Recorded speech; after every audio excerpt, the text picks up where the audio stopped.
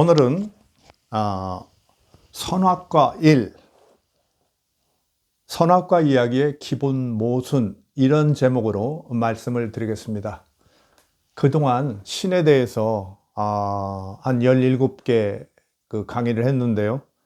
이제 원래 계획보다는 한 2배 이렇게 늘어났는데 조금 좀 호흡을 조절할 필요가 있어서 당분간 좀 신 강의를 조금 멈추고요. 거의 뭐 마지막에 도달했습니다만은 좀 멈추고 이런 다른 주제를 가지고 몇 주간 말씀을 드리겠습니다.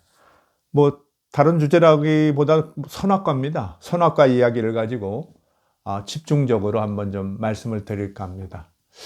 이 선악과 이야기라고 하면 뭐 여러분 너무 잘 아시고 다 일가견이 있습니다. 근데 또 시원한 얘기는 많지 않죠.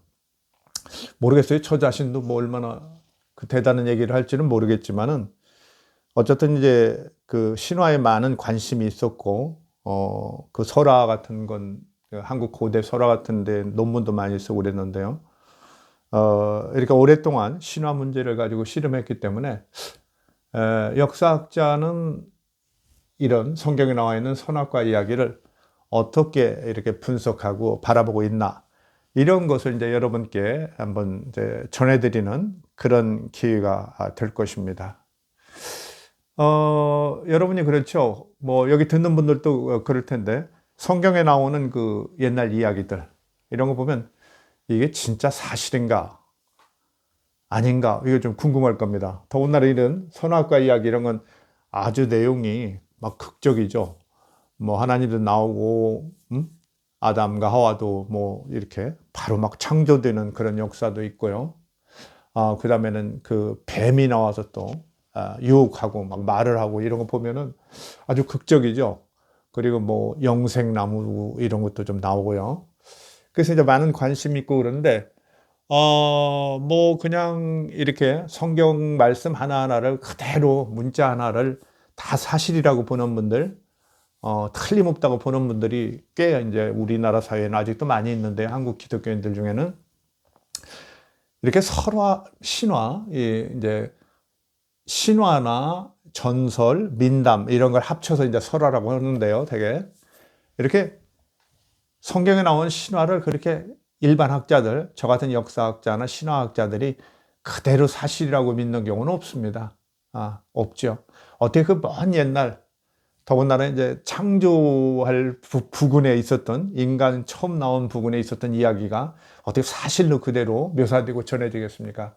그건 이제 불가능한 거죠. 여러분이 이제 상식적으로 한번 생각해 보세요. 뭐 하나 딱 먹으면 선과 악을 알게 되고, 그렇죠? 그 옆에 있는 나무 하나를 따먹었으면, 생명나무요. 따먹었으면 영생도 얻을 뻔한 그런 나무가 있다고 생각합니까? 그런 과일이? 그거 정말 옛날 사람들이 생각하는 거죠.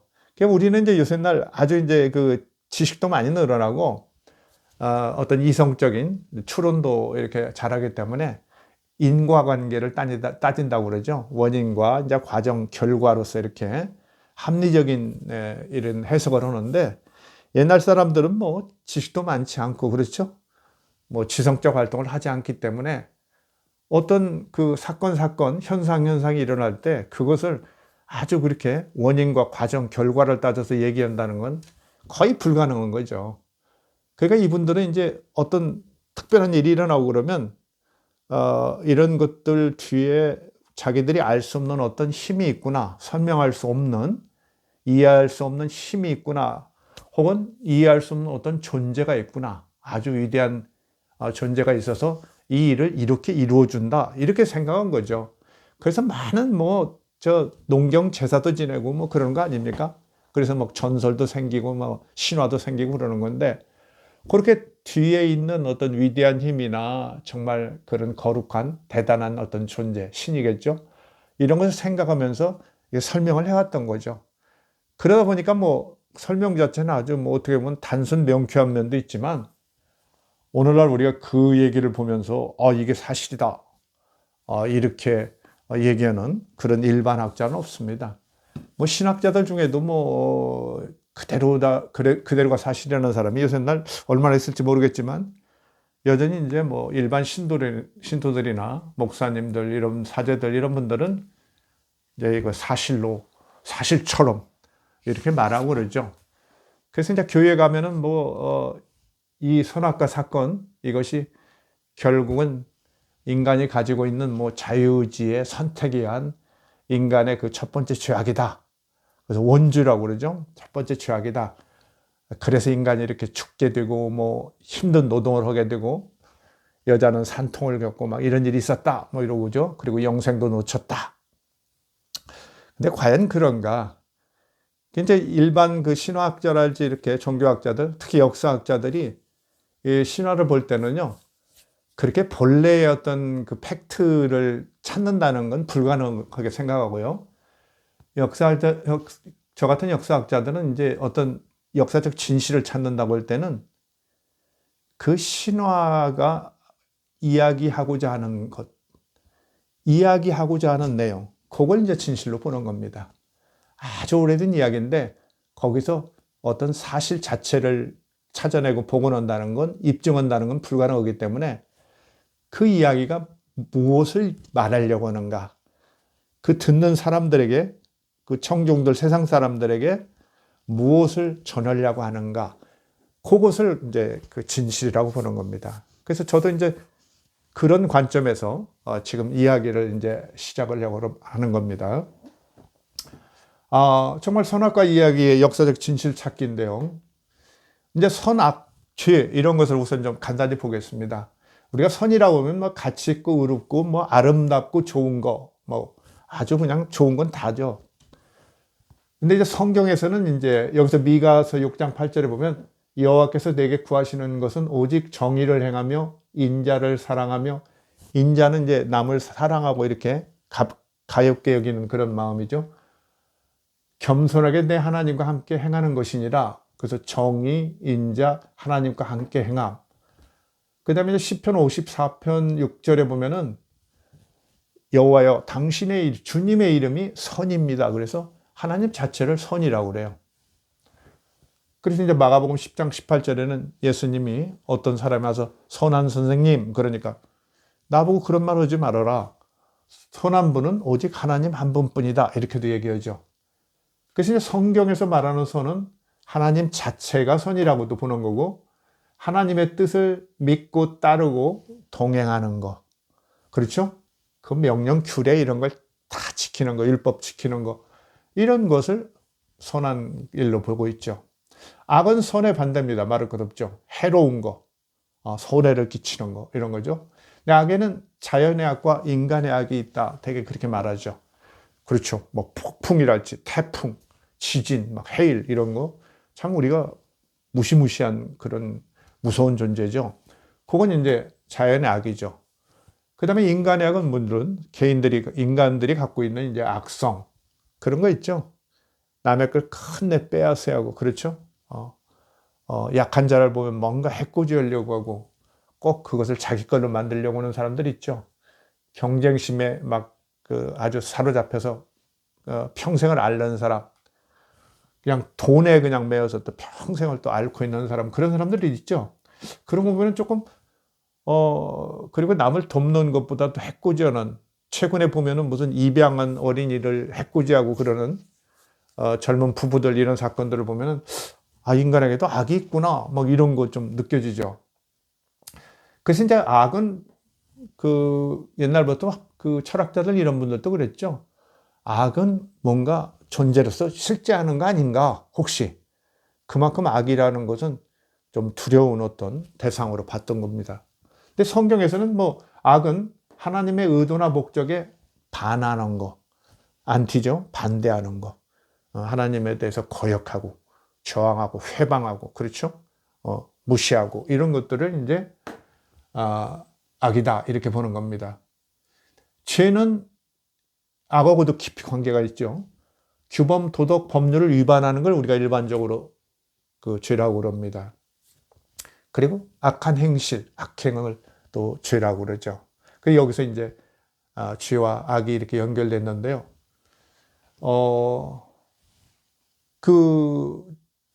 정말 악한 일을 해서 뭔가 사회 일반에 그런 어떤 기준이나 이런 규범, 이런 정도를 넘어설 때, 그것도 우리가 아주 그냥 죄악으로 보는 거죠. 그야말로 죄악으로 보는 거죠. 자, 성경의 죄는, 성경에서는 뭘 죄라고 하느냐? 뭐 비슷합니다만 하나님의 뜻, 기준, 지시, 율법 등에 불순종하거나, 신명기에 나오죠. 불순종하는 거 죄입니다. 거역하거나 저항하는 거죠. 반대하는 거.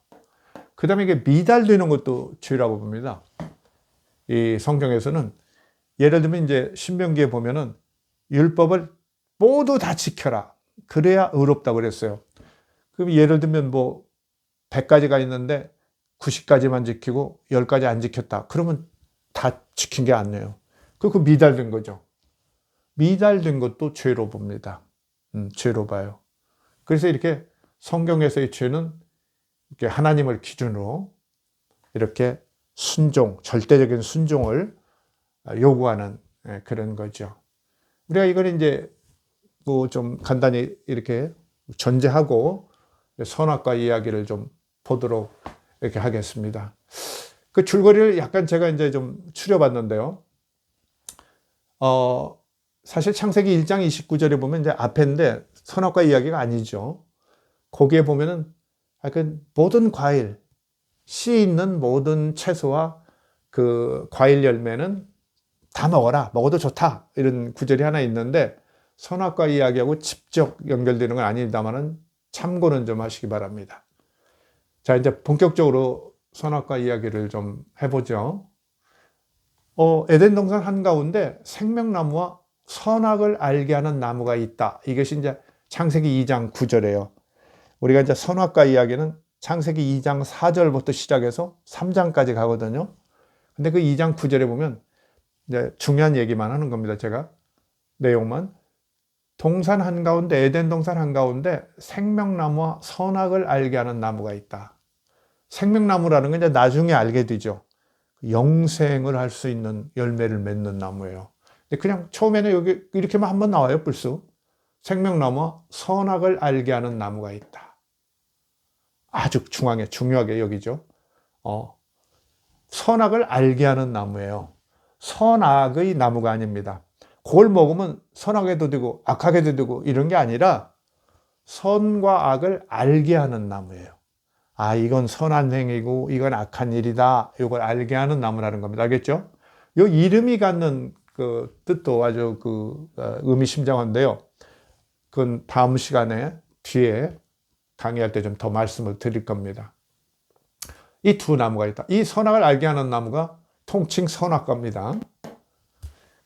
그 다음 하나님께서 그러죠. 그때는 아담만 있을 때예요. 아직 하와는 안 만들었는데 선악과 과실을 따먹으면 반드시 죽는다. 여기 하나가 좀 빠졌군요, 중간에. 이렇게 생명나무와 선악을 알게 하는 나무가 있는데 아담을 그 동산에서 데리고 와가지고 동산에 살게 하면서 아담을 동산에서 일하면서 그런 모든 그 동산을 나무나 이런 것들을 돌보게 합니다. 아담을 두 번째입니다. 그게 동산에서 아담을 살게 하면서 거기서 일하고 그러니까 어떻게 보면은 정원지기 비슷한 그런 일을 시키는 겁니다. 아담을 동산에서 일하며 돌보겠다. 2장 15절에 나오고요. 세 번째가 이제 하나님께서 지시를 하는 거죠. 아담한테 네가 이렇게 여기서 일하고 관리하는데 다른 건 다 따먹어도 좋다. 그렇죠? 그러면서 다른 과일은 다 먹어도 좋은데 저 선악과 과실을 따먹으면 안 된다. 저걸 따먹으면 반드시 죽는다. 이제 이런 얘기가 나옵니다. 반드시 죽는다. 지시했어요. 어떻게 보면 좀 자연스럽게 볼 수도 있죠. 뭐 특별한 나무니까 너 그것만 따먹지 말고 나머지 다 따먹어. 뭐 주인이 그런 얘기 할 수 있겠죠. 그 동산의 주인으로서 하나님이 그렇게 볼 수 있습니다. 근데 또 어떻게 보면은 조금 예를 들면 이건 뭐 심리학을 하는 사람들이나 이런 분들 예민한 분들은 저렇게 지금 특별히 저거 따먹지 말라고 하면 혹시 그냥 놔둘까? 뭐 호기심이라도 발동해서 뭐 문제가 있는 거 아니야? 당연히 이런 생각을 할 수 있는 거죠. 그런 점도 있다는 것 우선 말씀드리고요. 그 다음에 이렇게 했는데 이제 뱀이 나타나죠. 뱀이 나타나요. 뱀이 나타나서 이제 그 여자한테 그러죠. 야, 하나님께서 너에게 그 여자입니다. 여자. 이제 여자가 중간에 만들어졌는데요. 갈비뼈를 빼가지고 만들었죠. 아담의 갈비뼈를 빼서 만들어졌다고 그러는데, 이름도 없어요. 아직 하와라고. 이름은 나중에 줘요. 그 여자에게 이제 뱀이 나타나려고 그랬죠. 간교한 뱀이 나타나서, 야, 너희들 저 과일들 못 먹게 하나님께서 하셨지? 그러니까 아니라고.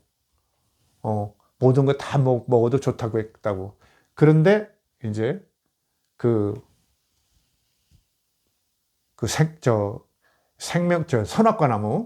선악과 나무의 과일만은 만지거나, 그렇죠? 먹거나 그러면 죽는다고 했다.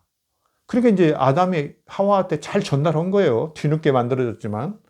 그래서 먹으면 죽는다고 했다. 그러니까 뱀이 뭐라고 하냐면 죽지 않는다. 그렇죠? 너희들 그거 먹어도 죽지 않는다. 너희들 눈이 밝아져서 하나님처럼 되어가지고 너희들도 선악을 알감서서 하나님께서 그렇게 금지하신 것이다. 절대 죽지 않는다. 이렇게 막 유혹을 하죠. 그러니까 여자가 보암직도 하고 먹음직도 하고 아주 유명한 구절이죠. 슬기롭게 할 만큼 이 과실이 탐스러우니까, 아주 탐스럽게 보이니까 그만 따먹고 말았죠. 따먹고 그래서 어떻게 해요? 따먹고 남편에게 줬습니다. 남편도 먹었죠. 그 둘이 눈이 밝아져요. 눈이 밝아졌다고 그랬어요. 이 뱀이 얘기한 대로 진짜 눈이 밝아졌다는 거예요. 그래서 자기들이 벌거벗고 있었으니까요. 벗은 것을 알고 나뭇잎으로 이렇게 엮어서 치마처럼 이렇게 해서 입었다. 그럽니다. 그런데 그때 그 나뭇잎이 무화과의 나뭇잎이에요. 그래서 어떤 분들은 이제 여기 무화과라는 게 나오니까 선악과를 무화과로 이렇게 얘기하시는 분들도 있는데, 그렇지 않고 선악을 알게 하는 나무와 무화과는 전혀 다릅니다. 이름이 다르죠. 이미 성경에 나옵니다. 무화과 나뭇잎으로 치마처럼 만들어 입었어요. 그런데 이때 하나님께서 이제 그 동산을 이렇게 거니는데, 거닐었다고 그러죠. 사람처럼. 그 소리가 나니까 아담과 하와가 숨어버렸어요. 안 나타나요.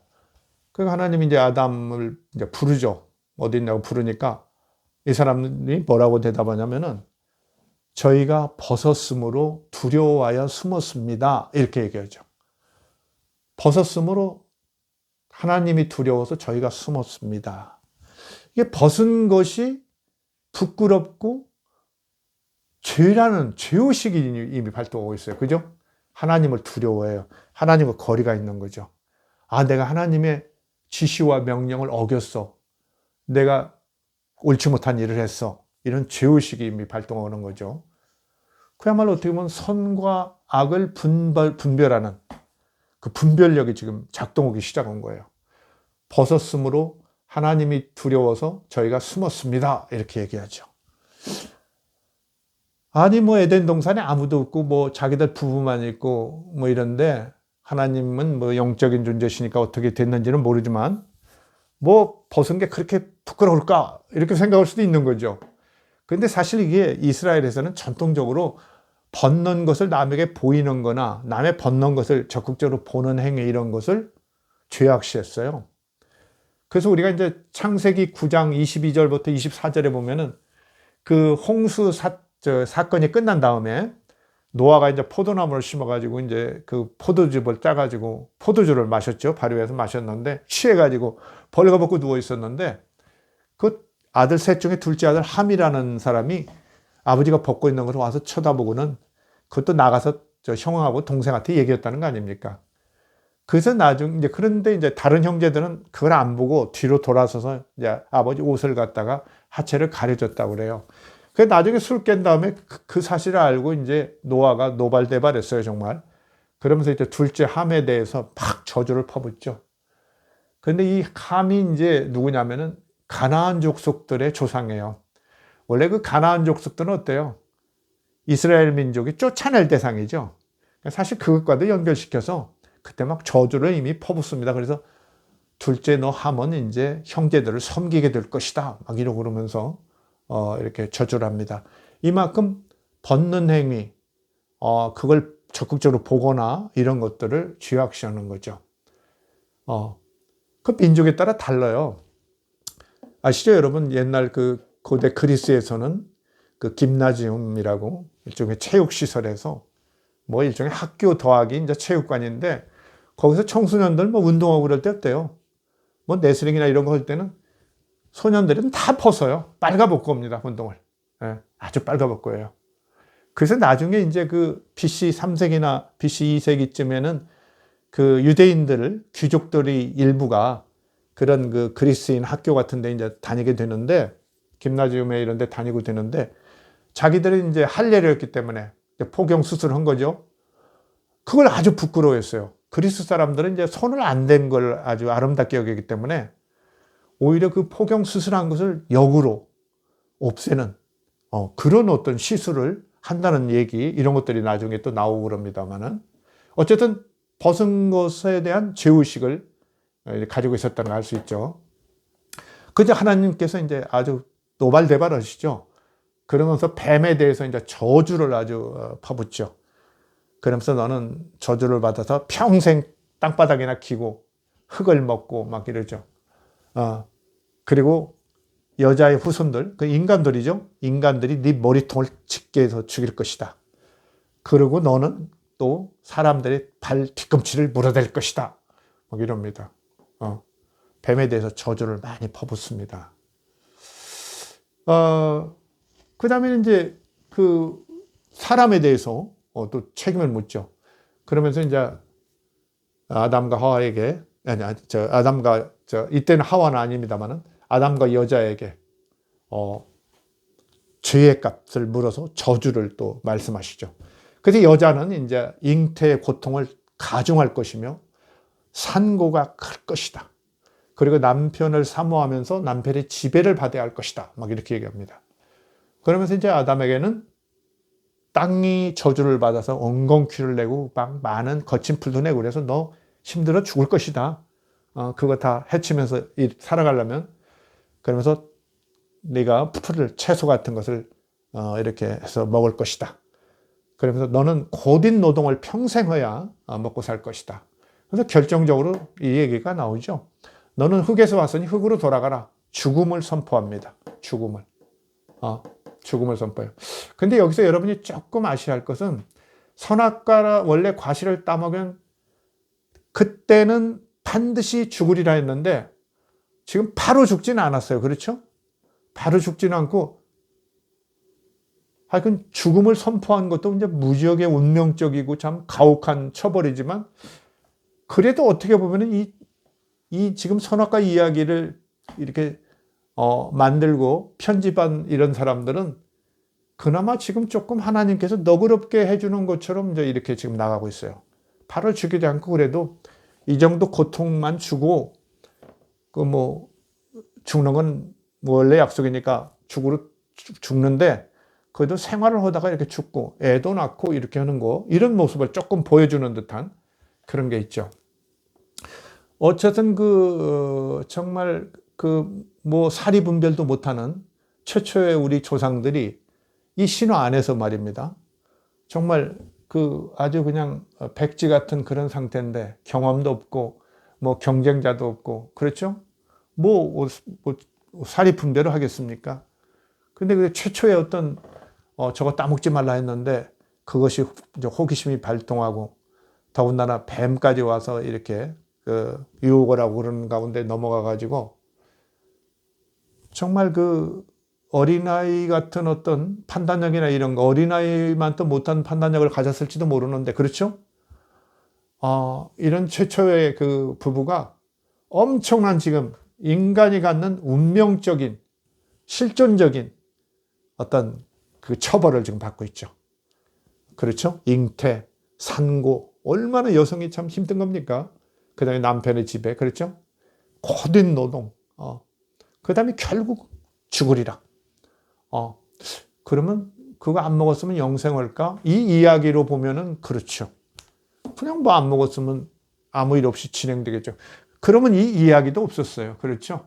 이야기에 성경에도 없고 우리들도 물론 없겠죠. 이 논리대로 오면 그냥 거기서 에덴 동산에서 살면서 살아가겠죠. 어쩌면 잉태 산고의 고통이 어떤 건지 그냥 이 사람들만 잘 살라고 하는 건 아닐 텐데 이미 이제 번식하라고 그랬죠. 축복했기 때문에 했는데 상황은 어쨌든 지금하고는 조금 좀 다를 것이다. 에덴 동산이 아주 가득 찰 수도 있겠네요. 어쨌든 아주 이렇게 심각한 처벌을 받습니다. 조금 여러분도 어때요? 저도 이제 이걸 다시 보면서 야, 참 과하다 그런 생각도 했는데요. 그러나 이제 이 성경의 이런 내용, 선악과 이야기를 처음 말했던 사람들, 서로 얘기했던 사람들, 나중에 편집해서 이 토라에 넣은 사람들은 당연하다고 본 거죠. 왜? 절대적인 하나님의 지시를 어겼으니까 본인들이 분명히 알고 있었는데 이렇게 정말 무엄하고 발칙하게 이렇게 하나님께 저항하다니 죽어 마땅하다. 이렇게 생각하는 거죠. 그렇게 생각하는 겁니다. 그 다음에 이제 그 여자를 하와라고 이제 칭하게 됐다고 그래요. 그 다음에 하나님께서 그 나뭇잎으로 만든 치마 같은 걸 치워버리고 가죽옷을 만들어 주었다. 이게 아주 신학적으로는 아주 굉장히 중요한 얘기죠. 가죽옷. 아주 이제 방비가 잘 되죠. 튼튼하죠. 더군다나 이제 그 다른 동물의 생명을 하나님께서 죽여서, 그렇죠? 사람을 보호해 준 거예요. 그러니까 상당히 은총이기도 하고요. 이제 제사 같은 거 지낼 때 동물을 죽여서 이렇게 지내는 그런 거, 이제 인간의 죄를 대신하고 이런 것들이 여기서부터 이제 어떤 좀 설명이 가능한 얘기가 되죠. 가죽옷을 입혔다. 대단한 그나마 그 죄를 지고 이렇게 저주를 하면서도 하나님께서 이렇게 또 은총을 내리셨다. 이런 걸로 이제 주목하는 거죠. 그 다음에는 에덴 동산에 쫓겨납니다. 쟤들 그냥 두면 그 옆에 있는 생명나무 열매도 따먹고 지금 이미 이제 그 선과 악을 분별해서 우리처럼 되어가고 있는데 정말 생명나무 과일까지 따먹어서 영생해 버리면 큰일 나겠다. 그렇죠? 죽는다고 지금 저주까지 해놨는데 영생나무 과일, 그 생명나무 과일을 따먹으면 영생하면 죽음, 저주도 이제 무효화될 가능성이 있고 충돌할 가능성도 있죠. 무슨 일이죠? 그러니까 걔들을 쫓아내라. 그래서 이 부부를 쫓아냅니다. 에덴 동산에서. 쉬려고 했죠. 그러면서 이제 뒤늦게 생명나무의 특별 경비를 강화하죠. 쟤들 따먹으면 큰일이에요. 나중에라도 와서. 인간이 영생을 추구하죠. 길가메시 신화 같은 데도 이미 나오죠. 저 수메르의 왕, 길가메시, 기원전 한 2650년경에 실제 인물이죠. 그 영생을 찾아서 끝내 가다가 마지막 찾았는데 그거 놓고 이제 더워서 수영하는 동안에 뱀이 와서 먹고 그냥 가서 끝나버렸죠. 그게 이제 길가메시 이야기예요. 서사시. 이제 이게 바로 선악과 이야기, 길가메시 이야기가 굉장히 영향을 주고 있다는 걸 알 수 있겠죠. 이미 이제 뭡니까?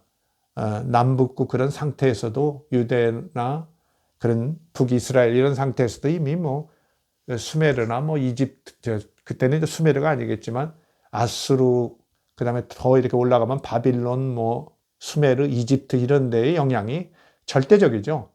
중국 문화가 우리한테 많은 영향을 주는 것처럼 그런 겁니다. 그런 거 모를 리가 없어요. 그리고 더군다나 이제 바벨론에 가서 살았잖아요. 바벨론 지역이라는 건 그야말로 메소포타미아죠. 거기서 이제 다시 제대로 또 배워온 거죠. 그래가지고 지금 뱀이 그런 역할을 하고 있는 겁니다. 지금 영생을 물어가 버렸죠. 여기 지금 죽음을 초대하는데 뱀이 결정적 역할을 하잖아요. 우리가 이제 길가메시 신화가 그 이야기가 이 선악과 이야기는 절대적으로 영향을 미치고 있는 겁니다. 그 다음에 이제 우리가 앞에 창세기 1장에 나오는 이야기는 이제 거기는 그 바벨론의 마르독 신화 있죠. 에누마 엘리시라는 마르독 신화가 많은 영향을 미치고 있죠. 우리가 그걸 비교해 보면 이제 알 수 있습니다. 자, 특별 경비 강화를 해요. 그래서 이제 그 천사, 그룹이라고 하는데 날개 달린 그런 괴수 같은 천사들이 막 경비를 쓰고, 그 다음에는 화염검, 막 불타는 검이 그 생명나무를 돌면서 지켰다고 그래요. 특별 경비 강화를 하죠. 왜 이렇게 뒤늦게 법석을 떨었나 몰라요. 사실 어때요? 그때 처음에 선악과 따먹을 때 바로 옆에 있었으니까 그건 뭐 따먹지 말라고도 안 했는데, 그 따먹지 말라고 안 했기 때문에 안 따먹었나 싶기도 하네요. 지금 생각하니까. 그 생명나무 과일도 같이 따먹었더라면 어떻겠어요? 참 이상한 일이 벌어지겠죠. 영원히 살 것인지, 그렇죠? 그 약속 때문에 그래도 죽게 될지, 그건 모르겠네요. 어쨌든 처음에는 그냥 놔뒀던 생명나무가 뒤늦게 특별 경비 강화가 됩니다. 여기서도 우리가 알 수 있죠. 아이고, 생명나무 그 방치했구나. 이게 신화예요. 옛날 사람들 이야기. 이게 만약에 전능한 하나님께서 그렇게 완전하신 분이 지금 직접 나와서 이런 역사를 진행하고 있다면 어떻겠어요? 그렇게 뒀겠어요? 그 귀중한 것을 그냥 방치하고, 그 위험하게 선악과 옆에 뒀는데 그냥 뒀겠어요? 뒤늦게 난리 났어요, 지금. 난리 났습니다. 그리고 이제 얼른 또 그런 생각이 들죠. 하나님께서 정말 선악과 따먹을 가능성을 몰랐는가? 그 어떤 전능함에 비춰볼 때, 그 예측, 어떤 능력 이런 거 비춰볼 때 우리는 당연히 하나님이 알으셨을 텐데 이렇게 생각하죠. 그러면서 이제 주일학교 같은 데 보면 많이 물어보죠. 뭐 주일학교가 아니더라도 크리스찬들 중에 하나님께서 전능하신 분인데 그 아담과 하와 얘들이 틀림없이 따먹을 걸 알았을 텐데, 미리 아셨을 텐데, 그때 좀 천사, 여기 그룹도 좀 배치하고 그래서 좀 지키든지 이러시면 될 텐데, 왜 이렇게 그 정말 백지 상태에 아주 분별력도 없고, 아직 그때는 선악과도 안 따먹었으니까 선과 악이 뭔가도 모르는 그런 어떤 순진한 우리 인류의 조상들에게 그걸 맡겨놓고 이것만 따먹지 마라, 막 또 죽는다 하니까 오히려 호기심을 유발했던 거 아닌가. 충분히 우리가 반론을 할 수도 있는 거죠. 할 수 있습니다. 그 이야기가 대체로 이렇습니다. 근데 제가 이제 앞으로 이 선악과 이야기를 이제 한 5회 정도, 이 정도, 5, 6회 할 것 같은데요. 이렇게 조금 나눠서 좀 더 구체성을 갖고 좀 얘기를 해보려고 하는데, 여기서 기본 모순이라는 게 뭐냐? 기본적인 문제가 뭐냐? 이런 것을 한번 좀 말씀드려 보겠습니다. 이것은 바로 이제 이게 선악과이기 때문에, 선악을 알게 하는 나무이기 때문에, 그리고 이 부부 아담과 하와가 지금 선악과를 따먹은 다음에 눈이 밝아지고 부끄러움을 알고 죄의식을 가졌잖아요. 근데 사실 선악과를 따먹을 때는 어떠냐? 하나님께서 너 이거 따먹으면 죽는다 이렇게 얘기했는데, 따먹는 과정을 보면 어때요? 여기 지금 하와도 어때요? 뱀이 와서 유혹하고 그러는데 먹음직하고 보암직하고 하나님께서 그렇게 말씀하셨다, 죽는다고 했다 그러면서도 무슨 특별히 뭐 죄의식을 가지고 고민한다거나 이런 건 없어요. 그렇죠? 이것이 악한 일인데, 이게 하나님께 죄를 짓는 일인데 이런 걸 해서는 안 되지, 그런 말은 안 해요. 그렇죠? 그냥 먹음직하고 보암직하고 슬기롭게 할 만큼 탐스러우니까 유혹이 되는 거예요. 그냥 선악을 분간하는 능력이 아직 없으니까. 그렇죠? 선악을 모르는데 죄의식이 있겠습니까? 없는 거죠. 분별력이 없는 거죠. 그러니까 그냥 하나님께서 분명히 그렇게 이제 아담한테 얘기했지만 자기는 아담한테 전해드렸죠. 그러니까 죄의식도 없는 상태죠. 그러니까 유혹에 넘어갈 가능성은 아주 높은 거죠. 그 결국 따먹은 거예요. 죄의식이 없는 상태에서 딴 거예요. 그리고 먹는 행위까지 들어갔어요. 그리고 남편까지 쳤죠. 둘이 먹고 나서는 이제 효력이 나타났다는 거예요. 근데 효력이 뭐예요? 벗은 거 서로 보이고 부끄럽다고 이제 나뭇잎으로 치마 만드는 거. 부끄러움을 알기 시작한 거죠. 자, 이런 사람들에게 이렇게 인류의 운명을 결정짓는 정말 치명적이고 운명적인 처벌이 따르는 이런 일을 하나님께서 그렇게 조금은 가볍게 하셨나, 이런 느낌이 좀 들죠. 어때요? 여러분도 어린 자녀들에게 뭐 도자기 같은 거 비싼 거 고려 뭐 청자랄지 이런 거, 야 이거 뭐 굉장히 비싼 거니까 너희들 조심해. 그리고 이렇게 겁니까? 아이들이 왔다 갔다 하는 이런 그 응접실이나 이런데 거실에 두면 어떻겠어요? 절대 이거 만지면 안 돼. 그러면서 나가면 어떻게 돼요? 아이들이 호기심으로 자꾸 오히려 더 만지죠. 그러다 보면 깨는 수도 많잖아요. 그러니까 이제 우리가 인간적으로 우리가 생각해도 이거 저렇게 얘기하면 틀림없이 따먹게 되는데 이렇게 걱정스러운 것을 그 전능하신 인간을 사랑하신 하나님께서 정말 저렇게 처리를 하셨을까? 아까 얘기한 대로 천사도 하늘에 뭐 많을 텐데 뭐 그룹 천사들 한 둘만 뽑아도 지키라고 해도 될 텐데 왜 이렇게 일을 일으켰을까? 이런 생각이 들죠. 자, 선악과를 먹기 전에 죄를 범하였다. 선악을 모르는 상태에서 죄를 범한 겁니다. 그렇죠? 죄의식도 없는 상태에서. 이렇게 되면 인간 사이에서는 어때요? 우리는 지금. 뭐 중학생 정도까지는 어때요? 큰 죄를 범해도 법적 처벌을 안 치죠. 그러니까 우리가 이렇게 미혹하다고 하는 인간들도 인간들의 어떤 그런 정신 연령이랄지 그렇죠? 심적 상태, 뭐 심신미약이랄지 이런 것도 있는 건데 그런 것을 감안해 가지고 그 어떤 형벌을 낮추고 막 그러는데요. 세상에 하나님께서 이렇게 죄의식도 없고 선악을 분간하지도 못하는 선악과를 아직 안 먹어서 이 안에서 얘기입니다. 그대로. 이런 사리 분별력도 없고 선악도 모르는 이런 사람들에게 죄의식도 없는 사람들에게 그 말씀 한마디 딱 해놓고 그거 안 지켰다고 이렇게 모든 인류에게 치명적인 죽음이랄지 노동의 고통, 잉태나 산고, 땅의 저주 이런 운명적인 실존적인 처벌을 했단 말인가? 어때요?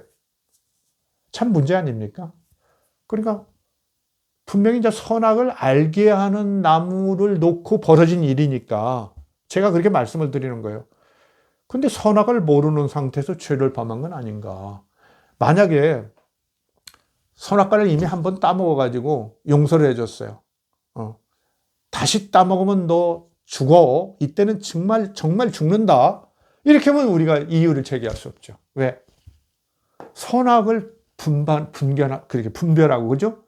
죄의식도 이미 있는 상태에서 하나님께서 다시 용서하고 너 다시 따먹으면 진짜 죽는다. 이번에는 죽는다. 그랬으면 우리가 받아들일 수 있을 거예요. 그런데 어때요? 조금 전에 제가 말씀드렸죠?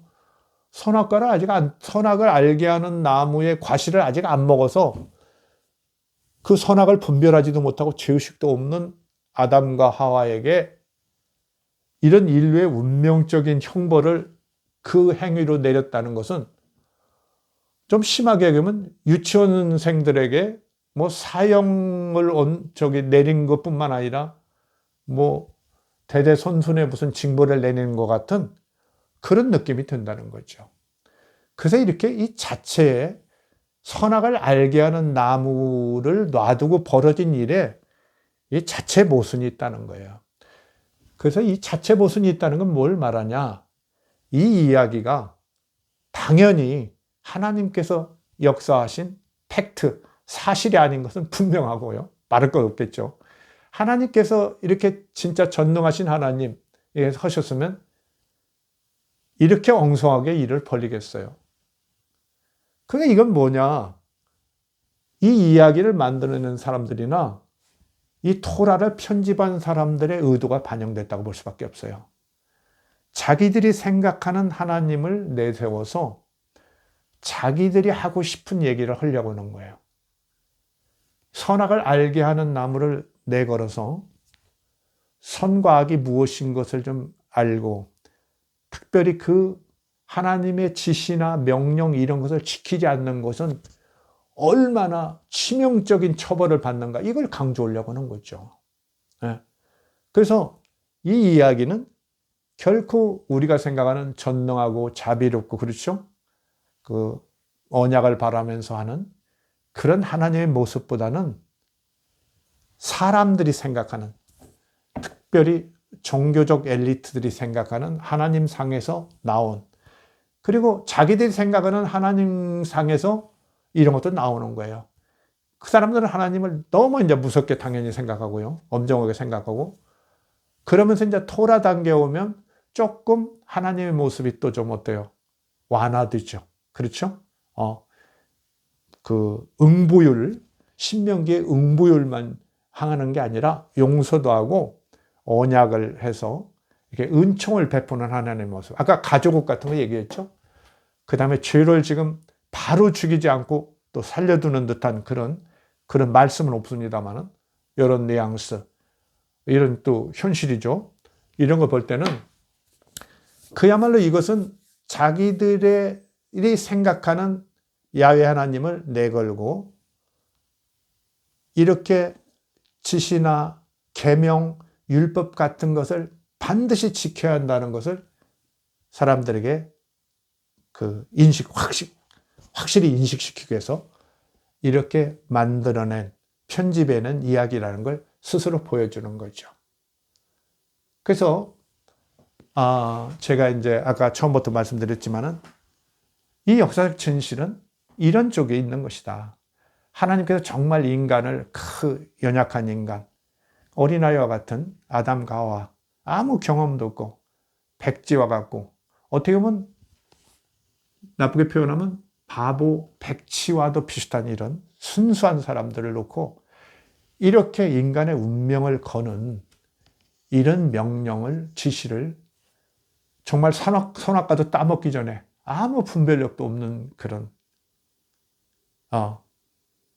그야말로 어떨까요? 동물보다는 조금 나은 그런 상태의 우리 원 조상들에게 그런 지시를 하고 그런 처벌을 했겠는가 이거죠.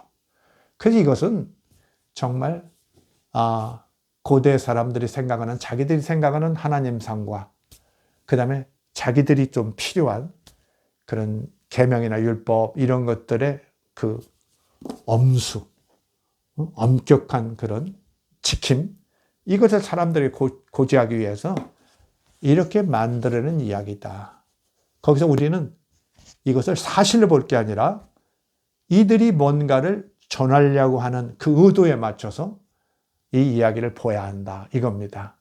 그래서 다음 시간에 이제 구체적으로 뱀 문제랄지 선악을 알게 하는 나무 이런 것들 구체적 내용들을 들면서 이 신화가 그야말로 먼 상고 쪽에 벌어진 그런 사실이 아니라 정말 이렇게 어떤 필요성에 의해서 그런 종교적인 엘리트들의 필요에 의해서 이스라엘 고대 종교 엘리트들의 필요에 의해서 이렇게 만들어지고 편집된 그런 이야기라는 것을 더욱 좀 분명하게 좀 밝혀보겠습니다. 여러분 이 이야기는 너무 다 잘 알죠.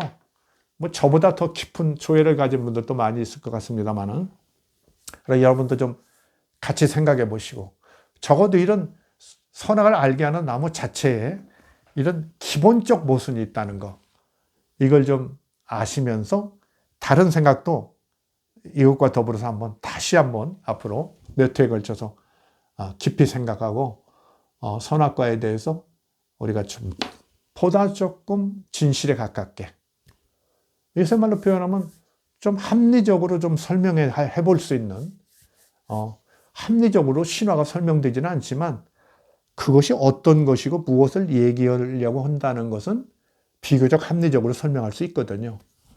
그게 많은 여러 가지 지식들을 동원해서 앞으로 저도 좀 말씀을 드릴 테니까 여러분도 이 문제를 한번 당분간 좀 심도 있게 생각하는 그런 기회를 가졌으면 합니다. 오늘은 여기까지 말씀드리겠습니다. 의견이 있으시면 댓글 같은 데도 좀 적극적으로 의견을 좀 표시해 주시고 이랬으면 좋겠습니다. 다음 시간에 뵙겠습니다. 감사합니다.